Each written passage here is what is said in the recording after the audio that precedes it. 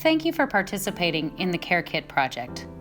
In 2020, it was estimated that over 14,000 individuals experienced homelessness in Portland. The economic fallout from the pandemic has put hundreds of thousands on the brink of eviction. Experts predict a sharp rise in homelessness once local eviction moratoriums expire, if this hasn't happened already. These summer care kits will provide care for individuals experiencing homelessness during the summer. The kits include a water bottle, a Larabar, fruit snacks, chapstick with SPF 15, individual sanitizing wipes, Band-Aids,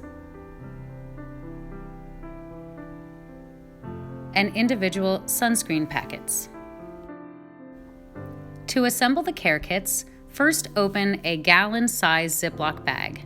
Add 1 water bottle, 1 Larabar, 4 Band-Aids,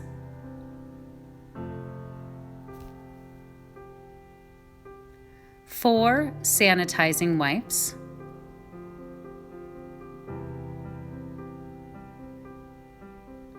one chapstick, 2 fruit snacks, and 4 packets of sunscreen.